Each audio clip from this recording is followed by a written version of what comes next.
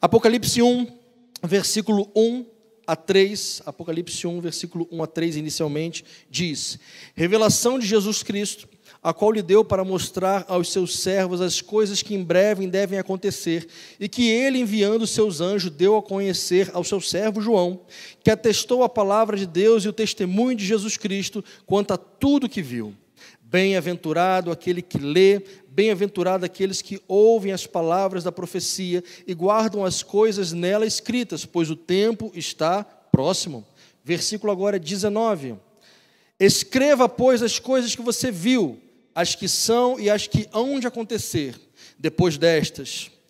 Quanto ao mistério das 7 estrelas que você viu na minha mão direita, e quanto aos 7 candelabros de ouro, as 7 estrelas são os 7 anjos das 7 igrejas, e os 7 candelabros são as 7 igrejas.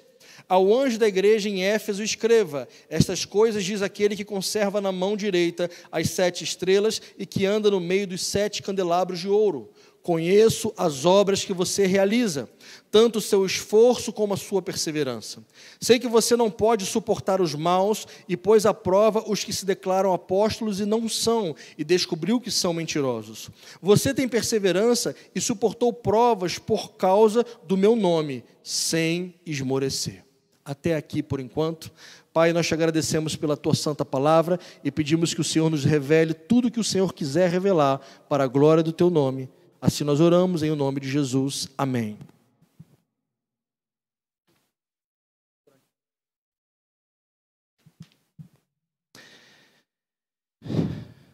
Irmãos, decidiu Deus em sua soberania revelar a Jesus para que revelasse a João e consequentemente a nós também o que breve irá acontecer. Não é uma possibilidade, é um fato. Deus já determinou em sua soberania tudo o que irá acontecer, e Ele é a única pessoa no mundo que tem poder para isso. Ele é o alfa, o ômega, o princípio e o fim, o criador de todas as coisas, o único que não foi criado, sempre existiu. E o que Deus determinou que irá acontecer, homem algum, anjo algum, potestade alguma, poderá alterar o que Deus já determinou em seu coração, em seu poder, em sua soberania. Pois bem, Deus decidiu que Jesus devesse revelar a João para que isto chegasse ao nosso coração. E nesses versículos iniciais a Bíblia diz que bem-aventurado, que significa mais que feliz, aquele que lê, ouve e pratica a palavra de Deus, e tudo isso que está no livro de Apocalipse. Enquanto tem muitas pessoas que fogem de Apocalipse, enquanto tem pessoas que têm medo, que já pensa logo em dragão, já pensa em besta, já fica assustado, pelo contrário, nós precisamos mergulhar de cabeça no livro de Apocalipse, pedir misericórdia ao Espírito Santo para nos ajudar a entender com o espírito de submissão a palavra do Senhor e vivermos o que está no livro de Apocalipse, porque o livro de Apocalipse não é apenas para o futuro, é para hoje. Amém, irmãos? Jesus ele se apresenta a João não mais como ele se apresentou quando ele veio em terra. Quando ele esteve aqui em terra, a palavra do Senhor diz em Filipenses que ele se esvaziou de sua glória, assumiu a forma de servo, mas agora ele se apresenta como o Senhor glorificado. Nós pulamos essa parte aqui para ganhar tempo, mas Jesus ele se apresenta e quando João olha as características, seu cabelo branco como a neve, seus olhos como chamas de fogo, seus pés como latão reluzente, de sua boca saiu uma espada afiada, em sua coxa estava escrito Rei dos Reis, Senhor dos Senhores, o manto salpicado de sangue. Ele agora se apresenta em toda a sua glória como alguém que João não conseguia nem olhar. Tamanha era a glória do Senhor, ele assim se apresenta. E uma parte que eu amo é quando ele diz: João, eu morri, mas a morte não pôde me deter. Eu tenho a chave da morte e do inferno. Nada, absolutamente nada, nem ninguém pode deter o nosso Senhor Jesus, porque Ele é o Todo-Poderoso. A morte não pode deter, nada pode deter o Senhor. Há uma outra expressão na Bíblia que eu gosto muito, que diz que Ele é o primogênito dentre os mortos. Sabe o que isso significa? Que Ele foi o primeiro a ressuscitar e viver para sempre. E quem serão os próximos? Nós. A igreja do Senhor Jesus. Ele é o primogênito, o primeiro, mas nós daqui a pouquinho também estaremos com Ele na eternidade e a morte não poderá nos deter, assim como também não deteve. Quando ele vai começando a conversar com João, ele diz: João, você viu aquelas 7 estrelas que estavam na minha mão? Porque foi assim que João viu. Aquelas 7 estrelas representam os 7 anjos da igreja, os 7 pastores, os 7 ministros, líderes, enfim, aquelas pessoas que Deus levantou para estar na liderança daquelas igrejas. E ele diz: João, você viu os 7 candelabros? Cada um daqueles candelabros representa uma igreja. E há uma parte aqui muito linda em que diz que quando João viu Jesus andando entre os candelabros. As estrelas ele tinha em sua mão. Isso traz uma responsabilidade, um alento para nós líderes, sabermos que estamos nas mãos do Senhor. Já quanto aos candelabros, ele passeava no meio dos candelabros, ele andava na sua igreja. Os candelabros eram de ouro, representando talvez para nós realeza, pureza, santidade. Mas o Senhor Jesus detém os seus filhos em suas mãos e anda no meio da sua igreja. A palavra do Senhor diz que Deus habita em meio aos louvores. Quantos creem que Deus está presente em nosso meio? Deus habita em meio aos louvores. Hoje, irmãos, nós não podemos vê-lo fisicamente, apenas com os olhos da nossa fé, senti-lo em nosso coração, mas chegará o dia em que a palavra do Senhor afirma em que veremos Deus face a face. Nesse dia não haverá mais pecado, não haverá mais morte, dor, luto, pranto, nada disso. Em nossa testa estará escrito o nome do Senhor, indicando que nós somos propriedade eterna dele. E aquilo que Jesus faz conosco hoje, nos apacenta, nos leva às águas tranquilas. Lá em Apocalipse diz que Jesus continuará fazendo isso, continuará nos apacentando e teremos sim uma vida perfeita, sem pecado, uma eternidade com Deus de louvor e adoração. Quem não conhece o Senhor pode ter uma visão que isso será algo muito chato. Quem conhece o Senhor sabe que alegria maior não há do que vivermos esse momento de eternidade com o Senhor. Cada uma dessas 7 igrejas, e em cada semana, daqui para frente, falaremos sobre uma dessas igrejas. Cada uma delas tinha uma característica diferente. Da mesma forma, por exemplo, as igrejas hoje. Vê se vocês já tinham parado para pensar nisso.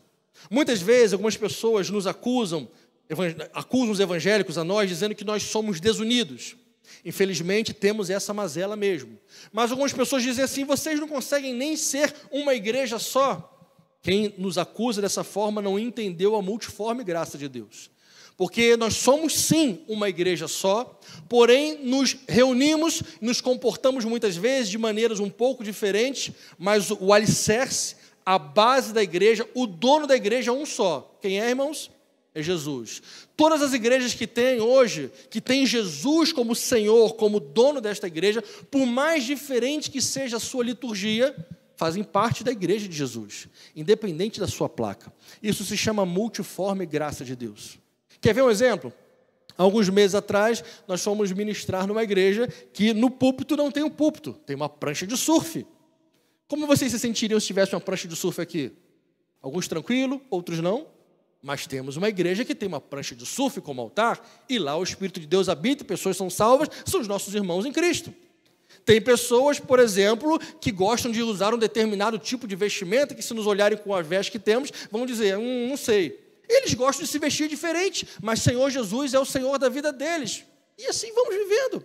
Cada um se reúne de uma forma, cada um tem uma liturgia diferente, alguns cantam canções que sejam da harpa, outros cantam canções que não sejam da harpa, outros não cantam, enfim. Tudo isso é muito pequeno para nos separar. Jesus Cristo nos une. Da mesma forma como essas 7 igrejas do Apocalipse eram igrejas completamente diferentes, que tinham características completamente diferentes, e Deus, o Senhor Jesus tratou de maneira diferente cada uma delas. Hoje, 2021, o Senhor Jesus também olha para nós e vê uma igreja só, porém com características diferentes. Ao olhar para nós aqui, esse povo que está aqui, Ele nos trata de maneira individual, porque até aqui, dentro de um pedacinho desse tamanho, todos nós somos muito diferentes. E por ser o Criador da igreja, por ser o dono dos pastores, o dono dos líderes, o dono dos ministérios, por andar no meio do seu povo, por Ele ser esse dono da igreja, por Ele ter esse poder, apenas Ele tem a autoridade de trazer as recomendações perfeitas, daquilo que Ele quer que as igrejas façam ou deixem de fazer, para aquilo que os pastores façam ou deixam de fazer. Somente ele tem essa autoridade, por ser o dono da igreja, para falar aquilo que ele quiser. E é o que Jesus faz nessas cartas aqui. Ele diz quais eram os ajustes que precisavam ser feitos, ele exalta algumas qualidades, ele dá ali aquela volta de parafuso em coisas que precisavam ser ajustadas, porque foi ele quem criou a igreja é dele, e ele tem toda a autoridade para falar o que ele tiver que falar conosco. É por isso, irmãos, que a palavra de Deus é tudo que nós precisamos. É uma bênção nós ouvirmos as histórias, os testemunhos, tudo isso é uma bênção, mas o alicerce da nossa vida é a palavra do Senhor. Eu digo isso porque, às vezes, algumas pessoas vão atrás de histórias novas, né? Eu já estou cansado de ouvir o pastor sempre a mesma coisa, aquela coisa de Bíblia, né? Vamos ouvir aí o que está acontecendo aí no movimento. E ali na rede social, procura alguém que tem alguma história muito espetacular, alguém que tem alguma história muito diferente, e às vezes a história espetacular fica tão distante da Bíblia, e ela perde todo o seu valor, porque a Bíblia, ao passar dos anos, ela não envelhece, ela continua a mesma. Pois bem, nós lemos aqui no início do capítulo 2, quando Jesus começa dizendo, escreve essas coisas, aquele que conserva na mão direita as 7 estrelas, aquele que anda no meio dos 7 candelabros, e ele começa a falar sobre a igreja. Conheço. E eu quero que a gente reflita sobre essa primeira palavra, porque Jesus disse para aquela igreja, para aquele líder e para aquela igreja, eu conheço vocês. Nada do que eles faziam ou deixavam de fazer passava despercebido aos olhos do dono da igreja, Jesus.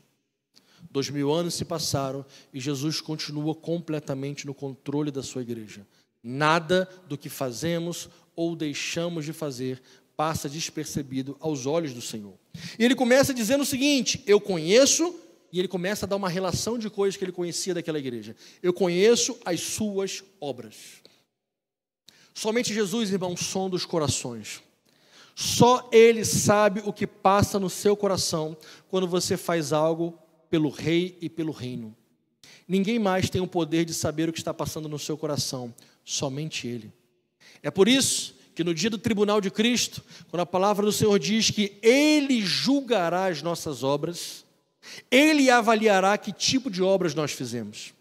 Às vezes nós olhamos e temos a tendência de mensurar as obras por causa do alcance. Por exemplo, a gente olha ali, um televangelista que prega e de repente ali uma multidão se converte, a gente avalia, aquilo ali é uma grande obra para Deus, e aquele ali é um grande homem de Deus. E de repente você vê apenas ali a irmãzinha no cantinho ali, a velhinha de coque ali, com a saia, com a nágua, intercedendo ali no cantinho, aí você diz, é só a irmã de oração. E a gente às vezes tem essa tendência de mensurar o que aparece muito como uma obra grande e aquilo que aparece pouquinho como uma obra pequena. Essa é a nossa mensuração humana e enganosa como é o nosso coração. Chegará o dia em que o Senhor Jesus avaliará a obra de cada um. E a Bíblia diz que o crivo da sua avaliação será como uma fogueira, e as nossas obras, óbvio que não literalmente, serão lançadas nesse fogo, e aquelas que resistirem serão obras, por exemplo, como pedras preciosas, como ouro, aquilo que resiste ao fogo. Mas o Senhor Jesus também disse que há obras que ao serem lançadas nessa fogueira, que é o seu juízo, o seu crivo, vão perecer como feno, como palha. Somente Ele tem o poder para julgar os corações. Nós podemos sondar o nosso coração. Nosso coração, a Bíblia diz que é enganoso, desesperadamente corrupto. Mas o Espírito Santo nos deu esse poder de sondarmos o nosso coração e olharmos e avaliarmos que tipo de obra temos feito para o Senhor, quais são as motivações. Bom, além de Ele conhecer as obras, o versículo 2 diz que Ele também conhece o esforço. Ele conhecia o esforço daquela igreja de Éfeso e Ele conhece o esforço da igreja de hoje. Irmãos, ministério não é fácil. Quem serve ao Senhor em algum ministério sabe que não existe ministério fácil. É verdade ou não é? Sim ou não, gente? Quem está ministrando ao Senhor em alguma área sabe o quão desafiador é. E Ele está dizendo para aquela igreja, eu conheço o esforço de vocês. Eu sei o que vocês fazem. Eu conheço o esforço de vocês. Quando você estiver fazendo algo pelo Senhor, e alguém de fora não estiver vendo, ou alguém que deveria reconhecer não estiver reconhecendo, irmão, quem conhece o seu esforço é o Senhor. E é só Ele que precisa conhecer, mais ninguém. Ele continua dizendo para aquela igreja: eu conheço as suas obras, eu conheço o seu esforço e eu conheço a sua perseverança. E eu fiquei pensando sobre essa palavra perseverança. Em síntese, ela quer dizer continuar, mesmo que tudo seja difícil, ao longo dos anos. Quantos de nós, em algum momento, já não sentimos o desejo de parar? Eu já, várias vezes. Já comentei aqui para vocês de uma experiência que eu tive, não lembro se há 10 ou 12 anos atrás, foi no início do meu pastorado. Eu estava num momento, creio que não era depressão, mas era uma tristeza aguda, profunda, e teve um dia que eu simplesmente, lá no Rio Grande do Sul, estava um frio danado, eu ali debaixo do cobertor, chegou a hora de ir para o culto. Foi a única vez na vida que isso aconteceu, mas aquilo me marcou. E minha esposa veio: amor, falta 10 minutos para o culto. E eu disse: não vou. E ela: você é o pastor da igreja, você tem que, né, tem que pregar. Eu falei: não vou. E não fui mesmo. E a minha esposa, tadinha, ali às pressas, preparou ali uma mensagem, pela misericórdia de Deus, deu certo. Naquele dia eu pensei em parar. Eu não lembro exatamente o que tinha me deixado tão triste naquela época. Eu não consigo, já tentei lembrar, não consigo. Eu só simplesmente lembro da tristeza. E aquela tristeza me fez me paralisar. Passado alguns dias, o óleo de alegria do Senhor veio sobre mim, me restaurou e eu voltei às minhas atividades normais. Não me lembro de outra vez ter acontecido isso, acho que não aconteceu. Mas naquele dia eu senti vontade de parar. Talvez eu estivesse triste com a igreja, ou eu não lembro exatamente o que, mas eu estava paralisado. Na nossa caminhada cristã, no nosso ministério, algumas coisas acontecem e nós temos muitas vezes o desejo de parar. E quando não paramos e continuamos, Jesus disse para aquela igreja: eu conheço a sua perseverança. Quando Ele olha para nós e vê que nós não paramos, não pela nossa força, mas pela graça e misericórdia dEle, Ele diz: eu conheço a sua perseverança. Então, irmão, persevere, porque servir ao Senhor não é fácil. Por vezes é pesado, por vezes machuca a gente, por vezes nós temos que abrir mão de muitas coisas, mas Ele vê o nosso esforço e Ele vê a nossa perseverança. No versículo 2 ele ainda diz o seguinte: sei que vocês não podem suportar os maus e que vocês colocaram à prova aqueles que se declaravam apóstolos, mas vocês descobriram que eles são mentirosos. Aqui Jesus está exaltando outra característica daquela igreja: o seu zelo apologético. Apologética é a arte de defender a fé, vamos chamar assim. Aquela igreja tinha esse zelo doutrinário e não deixava entrar qualquer besteira doutrinária que surgia. Coisa que a nossa igreja de hoje, digo de um modo geral, tem muita dificuldade com a apologética.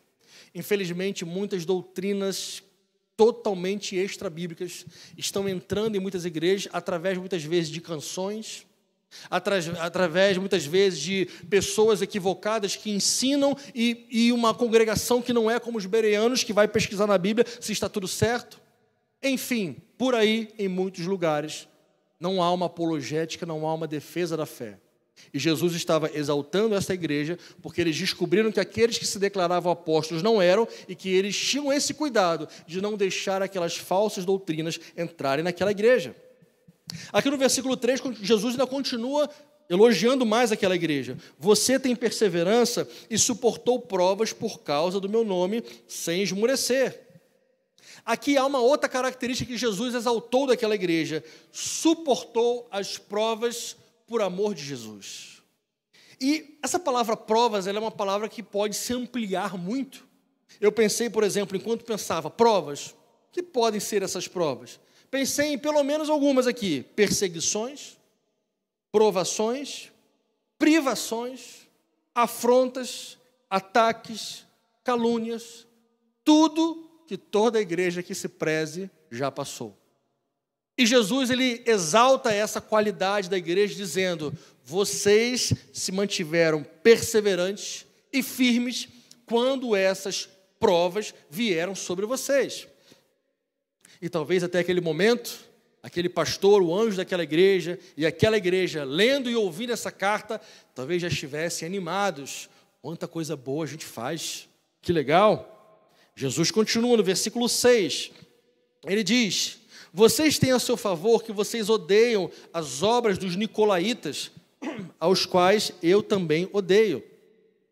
Aqui é um pouco mais difícil porque só aparece essa expressão, obra dos nicolaítas, 2 vezes na Bíblia. Aqui e um capítulo para frente. Então a gente não tem tantas informações bíblicas do que são as obras dos nicolaítas. Os estudiosos, aqueles que estudaram a história do povo hebreu, os escritos dos pais da igreja, chegaram mais ou menos à conclusão de que as obras dos nicolaítas eram uma seita que pregava ensinamentos contrários àquilo que os discípulos tinham ensinado, e também falavam bastante sobre você não ter limites com a sua imoralidade sexual, porque eles entendiam, os nicolaítas, que aquilo que você fazia no seu corpo não afetava o seu espírito, ou seja, você podia fazer coisas que você quisesse, total libertinagem no seu corpo, que o seu espírito se permaneceria firme. E por mais absurdo que isso pareça, isso fez sentido para muitas pessoas daquela época. Só que a igreja de Éfeso detestava aquilo. Eles entenderam que aquela doutrina, diferente da Bíblia, eles não queriam para eles e eles rejeitaram. E Deus usa aqui uma palavra muito forte: vocês odeiam aquilo que eu odeio. Então, Jesus estava os exaltando por isso. Talvez naquele momento ali, irmãos, eles estavam ali, cheios de... nós somos uma igreja top. Somos a melhor igreja aqui do Oriente Médio. A gente arrebenta. Eles podiam até pensar: que igreja completa nós somos. Nós somos fortes no serviço. Somos fortes nas obras. Fazemos ações sociais. Compartilhamos bem a palavra de Deus. Nós somos firmes porque as provações, as perseguições, as afrontas, as calúnias vieram e nós nos mantivemos de pé. E nós somos apologetas, porque nós defendemos a fé de Cristo. Aquela igreja de Éfeso ainda teve o privilégio de ser pastoreada por Paulo, depois por Timóteo, depois por Tíquico e depois por João. Os pais da fé estavam ali e pastorearam aquela igreja. Mas na verdade, irmãos, aquela igreja não era tão completa assim. Eles tinham coisas maravilhosas. Aquilo que eles eram, muitas igrejas hoje não são. Mas eles não eram uma igreja completa. Veja comigo o versículo 4. Tenho, porém, contra você o seguinte: você abandonou o seu primeiro amor. E eu fiquei pensando sobre isso, fiquei refletindo bastante sobre isso. Como é que é possível uma igreja tão forte fazer tudo isso que eles faziam e ainda assim ter abandonado o primeiro amor? Como é possível? Eles faziam tantas obras sociais, eles eram fortes no serviço. Se eles defendiam a fé, é porque eles tinham zelo pela fé e pela palavra. Se eles aguentavam firmes nos dias da provação, eles não eram crentes meia boca. Eles eram, num primeiro momento, crentes fortes. Como é que uma igreja tão diferenciada como essa tinha abandonado o primeiro amor? E eu cheguei à seguinte conclusão, irmãos: obras, força e defesa da fé não são uma evidência perfeita de uma vida de amor a Deus. Vocês entendem isso? Vou deixar mais claro. Uma igreja ou uma pessoa ou um grupo pode fazer muitas obras. Só que as obras podem ser feitas por motivações erradas. Como, por exemplo, reconhecimento, ou então por barganha com Deus. Deus, eu vou fazer isso por ti, mas eu tenho certeza que o Senhor vai me abençoar bastante, hein? Ou então por autopromoção, ou então, como alguns grupos religiosos acreditam, por salvação. Por mais que na Bíblia esteja escancaradamente escrito que nós somos salvos pela graça, mediante a fé, não por meio de obras para que ninguém se glorie, ainda tem muita gente que acredita que é necessário fazer boas obras para que possam ser salvos ou para que possam se tornar pessoas melhores. Não é assim que funciona. Eu cheguei à conclusão, então, que é possível fazer muitas boas obras, mas pelas motivações erradas. Cheguei à conclusão também que é possível você ser forte, Você não sucumbir aos ataques, às perseguições, mas pela motivação errada. Você talvez fique de pé e fique firme, porque você não aceita perder, e porque você quer mostrar aos inimigos que você é forte e que você está sempre de pé. Ou seja, motivação errada. Ou então você talvez defenda a fé, ou faça parte de uma igreja que defende a fé, mas na verdade é apenas um orgulho para defender o seu ponto de vista. Assim como acontece, por exemplo, com as discussões políticas que acontecem nas redes sociais. Hoje em dia a gente vê, aliás, sempre existiu, obviamente, as discussões políticas, mas hoje, com o advento das redes sociais, a gente consegue ouvir a voz de muito mais pessoas. E às vezes você vê ali uma pessoa defendendo um político, ou à direita, ou à esquerda, ou enfim, e ali eles ficam se matando e talvez nem avaliam mais as atitudes, apenas querem defender que o seu ponto de vista é o certo, e começa para ataques pessoais, amizades são desfeitas, familiares brigam entre si, que confusão. Enquanto isso, os políticos estão lá na casa deles, de perna para o alto, só curtindo a vida, e o pessoal se matando por causa deles. Talvez tenha igrejas que defendam a sua fé, mas que seja só por orgulho. Isso nos mostra que só defender a fé não é uma evidência de um verdadeiro e genuíno amor a Deus. É possível sim, irmãos, viver uma vida inteira dentro de uma igreja, sendo ativo e sendo atuante, mas sem ter um pingo de amor a Deus e amor ao próximo. Por incrível que pareça, isso é possível. Misericórdia de nós, Senhor. Infelizmente, irmãos, a chama, o fervor, a genuína adoração daquela igreja de Éfeso se perdeu pelo meio do caminho. O amor se esfriou. Talvez eles tenham gastado muito tempo em comunidade, no sentido de fazerem muitas coisas juntos. Bora sair para distribuir sopão, vamos embora. Bora sair para ajudar todo mundo na rua, vamos embora. Bora se reunir para a gente fazer um monte de coisa lá na igreja, vamos embora. E eles gastaram talvez muito tempo em comunidade e pouco tempo ou quase nada a sós com o Senhor Jesus.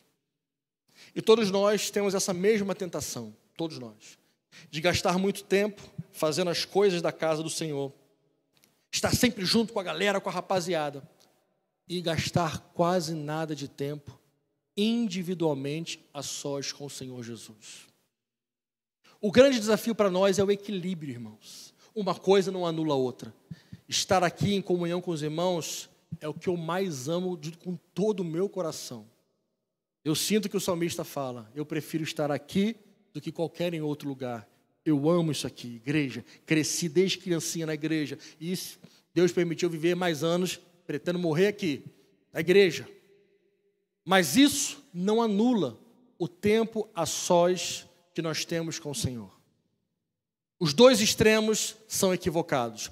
Pessoas que passam apenas ali tempo ali com Jesus em oração, mas não quer saber da igreja, porque acha que a igreja é um equívoco, acha que a igreja é errada, acha que na igreja tem um monte de gente errada. A pessoa talvez não tenha pensado nisso, mas ela está se colocando num pedestal como superior a todas as outras pessoas.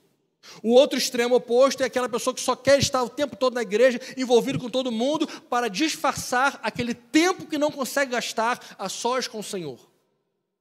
Os dois extremos são nocivos. Nós precisamos descobrir uma vida de equilíbrio. Quando gastamos tempo a sós com o Senhor e quando estamos completamente envolvidos na comunidade cristã para ajudarmos e sermos ajudados. Em outras palavras, irmãos, Deus não se sentia amado pela igreja de Éfeso. Em meio a tantas atividades que eles faziam, eles tinham abandonado a Deus. Por mais que fizessem inúmeras atividades em nome de Deus e para Deus. Isso parece muito incongruente ou paradoxal no primeiro momento. Mas Jesus estava mostrando que é possível você passar uma vida inteira fazendo um monte de coisa para Ele, e não ter mais um pingo de amor por Ele. O distanciamento, irmãos, do primeiro amor pode colocar tudo a perder. Mas a melhor notícia dessa mensagem de hoje, desse trecho da Bíblia, é que voltar ao primeiro amor sempre reconstrói tudo. Esse é o poder do Evangelho, irmãos. O Evangelho sempre está de portas abertas para nos receber de volta. Não importa o quão pior tenha sido a pessoa, não importa o quão longe ela tenha ido e caminhado distante de Deus, as portas sempre estarão abertas. Agora, quando eu digo sempre, é até o momento em que elas estarão abertas. Porque a palavra do Senhor diz: buscai e me achareis, quando me buscareis de todo o coração. As portas estão abertas, mas chegará o dia em que as portas não estarão mais abertas. Chegará o dia em que o Senhor Jesus já terá levado a sua igreja, pessoas estarão sendo salvas durante a tribulação pela graça de Deus, mas a partir desse momento, o juízo de Deus virá e não haverá mais uma segunda possibilidade de redenção, segundo a palavra do Senhor. Veja o versículo 5. Lembre-se, pois, de onde você caiu, arrependa-se e volte à prática das primeiras obras. Mas se você não se arrepender, virei até você e tirarei o seu candelabro do lugar dele. Aqui no versículo 5, por mais que seja um versículo imperioso, no sentido assim de ser um versículo, uma palavra muito firme, ao mesmo tempo é um versículo que nos traz esperança. Porque nesse pequeno trechinho que a gente leu, o Senhor Jesus começa a mostrar para aquela igreja tudo de bom que eles fizeram. Jesus mostrou para aquele pastor e para aquela igreja que tudo que eles estavam fazendo eram coisas boas. A maioria das coisas que eles estavam fazendo eram coisas boas. Eles eram fortes, eles eram apologetas, eles trabalhavam com serviço. Mas ao mesmo tempo Jesus mostrou que tudo aquilo desmorona rapidinho quando não tem o amor como alicerce. Porque tudo aquilo que aquela igreja fazia se tornou apenas um ativismo cristão. Fazia-se muito para o Senhor, mas não se conhecia o Senhor. Aí Jesus vem com toda a sua profundidade e simplicidade que lhe é peculiar e diz o seguinte: vocês querem consertar isso? Eu vou ensinar vocês como consertar. E Jesus, de maneira muito simples, dizem para eles fazerem apenas 3 coisas. E aquelas 3 coisas, se eles decidissem fazer, ia consertar toda aquela trajetória equivocada que eles foram construindo no meio do caminho. Aqui na primeira parte do versículo 1, Jesus diz: lembre-se de onde vocês caíram. Vocês vão notar daqui a pouquinho que a sequência que Jesus ensina aquela igreja a fazer, e a nós também, é uma sequência muito lógica. É algo que faz todo sentido e é fácil num primeiro momento de entender e é difícil de aplicar se o coração estiver longe de Deus. Mas se o coração estiver perto de Deus, é plenamente possível aplicar isso que Jesus falou. Aliás, era isso que Davi fazia constantemente e é por isso que foi chamado de homem segundo o coração de Deus. Jesus começa dizendo: lembre-se de onde você caiu. E isso, irmãos, vai variar de pessoa para pessoa. Isso vai variar às vezes até dentro de uma mesma casa. De cônjuge para cônjuge, de pai para filho. Isso vai variar de irmão para irmão. Isso vai variar completamente. Eu pensei aqui em algumas sugestões para nós pensarmos. Talvez algumas pessoas precisam pensar e lembrar daquele momento em que cometeu aquele pecado e aquilo foi uma tragédia tão grande em sua vida que essa pessoa nunca mais conseguiu se recuperar. Talvez tenham pessoas que tenham deixado o primeiro amor por causa de um pecado que cometeram, não conseguiram se sentir perdoadas, ou talvez não tiveram nem coragem de pedir perdão, e por ali mesmo ficaram pelo meio do caminho. Ou talvez outras pessoas tenham deixado o primeiro amor naquele momento em que decidiu deixar de viver uma vida de oração. Ou então outros talvez tenham deixado o primeiro amor quando decidiu deixar de exercer o seu ministério, o seu chamado. Ou outras pessoas, por incrível que pareça, tenham deixado o primeiro amor, e eu conheci algumas pessoas assim, quando entraram para a faculdade. Tem pessoas que deixam o primeiro amor quando entram para a faculdade. Já conheceram gente assim? Eu conheci. Tem pessoas que deixaram o primeiro amor quando começaram a se relacionar com outras pessoas, mas através de um relacionamento que não agrada a Deus. Ou então pessoas que deixaram o primeiro amor quando começaram a andar com gente esquisita, com amigos estranhos, com pessoas que os pais disseram: meu filho, vigia, não estou gostando dessas suas companhias. Sai para lá, pai e mãe, vocês são muito retrógrados. Talvez tenham pessoas que tenham deixado o primeiro amor quando as coisas do mundo começaram a fazer mais sentido do que as coisas da casa de Deus. E nesse momento, o Senhor Jesus disse: lembra, traz à memória quando é que você caiu, traga à memória o que aconteceu, qual foi ali a ponta do iceberg, talvez, que te fez deixar o primeiro amor. Lembre-se disso, não deixe isso para lá, traga isso à memória. Você precisa pensar e lembrar onde foi que você caiu. Eu queria nos convidar agora, todos nós, a lembrarmos da nossa conversão. Dá uma voltada aí rapidinho, lembra lá o dia que você se converteu? Talvez alguns de nós, como eu, tenha crescido na igreja, não tenha talvez tido um dia específico. Eu acho tão bonito quando aquela pessoa diz: eu me converti no dia 17 de maio de 1725. Eu acho bonito quando a pessoa diz isso. Eu não tenho esse dia exatamente, né? Eu sempre me lembro a vida inteira. Eu lembro que uma vez uma professora de escola bíblica falou assim para mim: meu filho, você tem que ter um dia. Eu falei: mas tia, eu não tenho. Ela: não, mas todo mundo tem, tu tem que ter um dia que tu se converteu. Eu falei: mas não. Aí eu fiquei em crise um bom tempo, sabe, porque eu não tinha esse dia que eu me converti.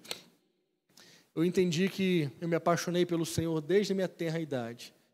E não teve, pela misericórdia de Deus, nem um só dia que eu saí do caminho de Deus, fui lá no mundão, conheci e voltei. Não porque eu sou bom ou forte, não, claro que não, óbvio que não. Mas porque tudo que a minha alma precisava, a casa do Senhor e o reino de Deus satisfazia. Jovem que está aqui, deixa eu dizer para você, o mundo não tem nada de bom para te oferecer. Parece bom num primeiro momento, mas no final, como diz lá em Provérbios, é como uma cobra que pica. E você vê que aquilo não fez sentido nenhum. Jovens que estão aqui, vocês não precisam conhecer o mundo, experimentar o mundo, para então comparar e chegar à conclusão que a casa de Deus é o melhor lugar. Não precisa. Eu afirmo para vocês, baseado na palavra de Deus, a casa de Deus é o melhor lugar. Não tem lugar melhor para estar. As coisas que o mundo tem para oferecer satisfazem a carne, satisfazem talvez a alma no primeiro momento, mas não produzem vida eterna. Pelo contrário, produzem vida eterna longe de Deus. Lembre-se da sua conversão. Eu não tive uma data, mas talvez você tenha. Lembre do seu fervor inicial. Traga isso à sua memória. Não deixe a correria do dia a dia obscurecer as suas lembranças. Às vezes, queridos, a gente fica nessa, a gente se acostuma com essa vida desenfreada, doida que a gente vive, trabalhando 25 horas por dia, não tendo tempo para nada, e a gente começa a achar que isso é normal, mas não é normal. E daqui a pouco a gente não tem tempo nem para refletir sobre a nossa vida, olhar para trás, pensar, avaliar. Jesus continua dizendo, além de lembrar de onde você caiu, Jesus diz assim também: se você lembre-se de onde você caiu e arrependa-se. Primeiro lembra, traz à memória aonde que a coisa começou a desgringolar. Lembre-se aonde que você começou a esfriar o seu amor. Lembrou? Então agora arrependa-se. O arrependimento, irmãos, ele é o coração da Bíblia. O arrependimento move o coração de Deus. Quer ver um exemplo até permite um exemplo bobo que eu vou dar, mas talvez ilustre. Às vezes minhas filhas fazem coisas, às vezes não, com muita frequência, elas fazem coisas erradas e que a gente tem que corrigir. Só lá em casa que é assim, né? Casa de vocês não, né? Tá. E às vezes eu fico muito brabo. Por exemplo, a minha filha pequenininha, ela está agora numa fase que, quem já viu aí, ela vira o Hulk, e de repente ela... de tão nervosa que ela fica, né?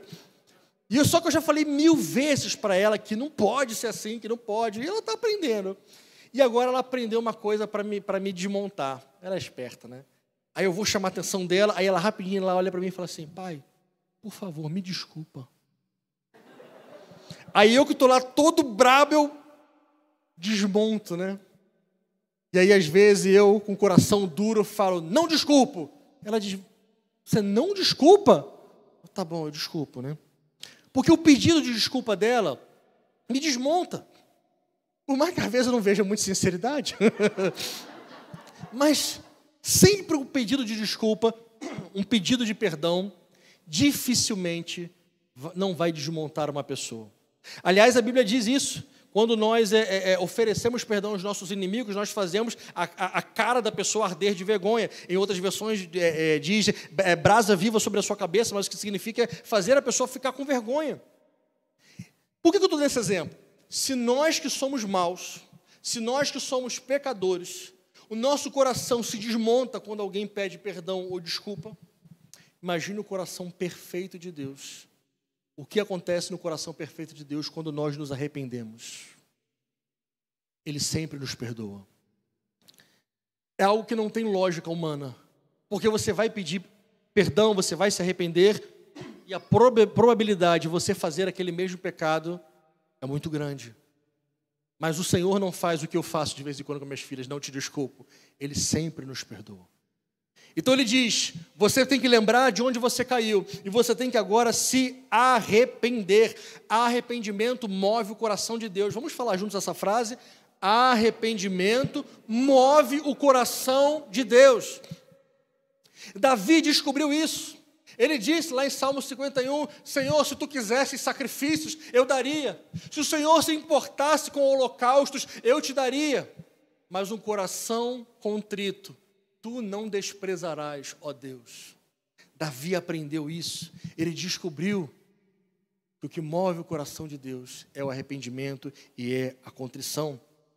O verdadeiro arrependimento não tem motivações erradas. É o sentimento mais verdadeiro que pode haver em nós. Explico. As obras, como nós vimos ali ainda há pouco, podem ser por motivações erradas.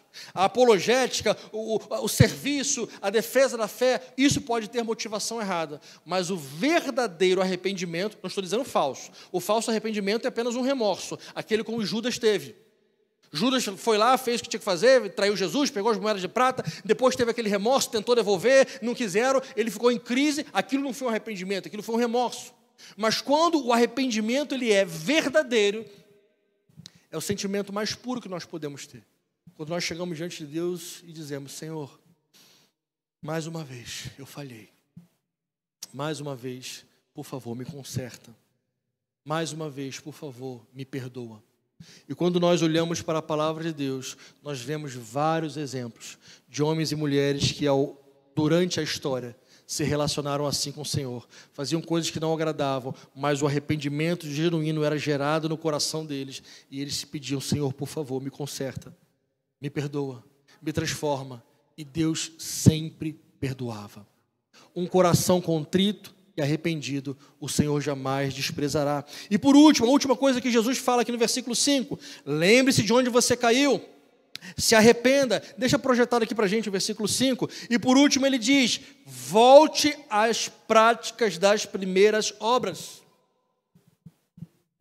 Lembre-se, se arrepende e volta para as primeiras obras. O que Jesus ensina é simples, mas é muito profundo, ao ponto de mudar radicalmente a história de uma igreja, a história de uma família, a história de uma geração inteira. Se o meu povo, que se chama pelo meu nome, se humilhar, que mais? Orar e se arrepender dos seus maus caminhos, então eu ouvirei dos céus, sararei a sua terra, perdoarei os seus pecados. Deus estava mostrando que a chave para a transformação é o arrependimento. Porque quando a pessoa se arrepende, ela está abrindo mão do seu orgulho, das suas certezas, dos seus achismos, da sua prepotência. Eu costumo dizer, a gente sabe que não tem pecados maiores do que os outros, tudo é pecado. Existem consequências maiores do que as outras. E para mim, particularmente, você talvez não precisa concordar, não tem problema. Para mim, o pecado que tem a maior consequência de todas não são nem os pecados sexuais, o pecado de roubo ou os outros pecados. Para mim é o pecado da soberba. Porque o pecado da soberba afasta Deus de deixar Deus trabalhar. Quantas pessoas soberbas, arrogantes, que se acham maiores do que as outras, essas pessoas jamais terão uma vida feliz e uma vida próspera. Jamais, porque elas impedem o atuar de Deus. O arrependimento é o contrário, é quando o ser humano enxerga a si próprio nas suas misérias, nas suas mazelas, nos seus pecados, nas suas limitações, nas suas falhas e diz, Senhor, salva-me, porque eu vou perecendo. É aquele mesmo sentimento de Pedro ali, inicialmente um sentimento meio, Senhor, se é tu no meio do mar, posso ir? Talvez um sentimento de incredulidade misturado com fé, vai saber, mas quando ele afunda, vem aquele sentimento de ele estender a mão e o Senhor Jesus puxar ele de volta. Toda vez que nós estendemos as mãos, o Senhor Jesus sempre nos trará à tona, como diz a canção, para respirar. Essa é a essência do nosso Deus. O amor, o perdão, a reconstrução. Essa é a essência do nosso Deus. Volte ao início. Identifique, conserte, refaça. Sempre é possível recomeçar. E o último versículo, versículo 7. Quem tem ouvidos, ouça o que o Espírito diz às igrejas. Ao vencedor darei o direito de se alimentar da árvore da vida que se encontra no paraíso de Deus. O tema dessa mensagem, eu sempre costumo dizer no início, né? Mas hoje eu deixei para o final de propósito. O tema dessa mensagem é: volte ao primeiro amor. Aqui no versículo 7, a palavra do Senhor nos mostra que tem pessoas que têm ouvidos, mas não conseguem ouvir. Tem pessoas que escutam, mas não ouvem. Por isso que a palavra do Senhor diz: quem tem ouvidos, ouça. E Jesus diz mais: ao vencedor eu darei. E ele começa aqui a falar o que vai dar, mas significa que tem pessoas que não vão vencer. É por isso que Jesus diz: ao vencedor eu darei. Mas repito, tem pessoas que não vão vencer. Tem pessoas que vão deixar a palavra de Deus entrar pelo ouvido e sair pelo outro. Infelizmente, é uma multidão incontável de pessoas que agirão assim, que viverão assim, ouvindo a palavra de Deus por um ouvido e deixando, como diz minha avó, sair pelo outro lado do ouvido. Mas aqueles que retiverem as palavras do Senhor, aqueles que guardarem os seus mandamentos, o Senhor Jesus diz que são como aqueles que constroem uma casa sobre a rocha. E vindo todas as aflições, provações, as chuvas, os terremotos, os furacões, aquela casa permanece de pé, porque o alicerce é a palavra de Deus. Mas Jesus diz que aquele que escuta e não pratica a palavra do Senhor é como aquele que construiu a casa sobre a areia. E vindo qualquer tempestade, qualquer chuva, a casa logo se desmorona. Quem tem ouvidos para ouvir, ouça o que a palavra nos diz. Não sejamos como aqueles que escutam, mas não ouvem. Infelizmente, alguns não vencerão. Mas nós podemos ser aqueles que estarão entre os vencedores. Quantos querem vencer e herdar a vida eterna com Cristo? Não vai ser pela nossa força. Não vai ser porque a gente é bonitinho. Não vai ser porque a gente frequenta a igreja. Vai ser por causa da graça. Essa é a palavra que eu mais amo em toda a Bíblia. Graça. Porque se não fosse pela graça, nenhum de nós estaria aqui nesta noite. Tudo é por causa da graça. E você vai vencer é por causa da graça. Você vai herdar a vida eterna é por causa da graça. A palavra entra em seus ouvidos e desce pelo seu coração, não é por causa da sua bondade própria, é por causa da graça. A sua família está de pé é por causa da graça. As coisas têm acontecido na sua vida de bom, coisas maravilhosas têm acontecido na sua vida é por causa da graça. Você vai ser salvo mediante a graça. Tudo que temos na nossa vida é somente por causa da graça de Deus sobre nós. Quero terminar dizendo o seguinte: a maior vitória que nós podemos ter, a maior recompensa que nós podemos ter, o versículo 7 diz que é comer da árvore da vida que se encontra no paraíso de Deus. Sabe o que Jesus estava mostrando? Que aqueles que vencerem, aqueles que serão salvos, voltarão àquele estado lá do início, sabe de quê? Intimidade com Deus. Quando Deus andava pela viração do dia para conversar com Adão antes de ele pecar, o que Deus está dizendo é que aqueles que vencerem se relacionarão assim com o Senhor.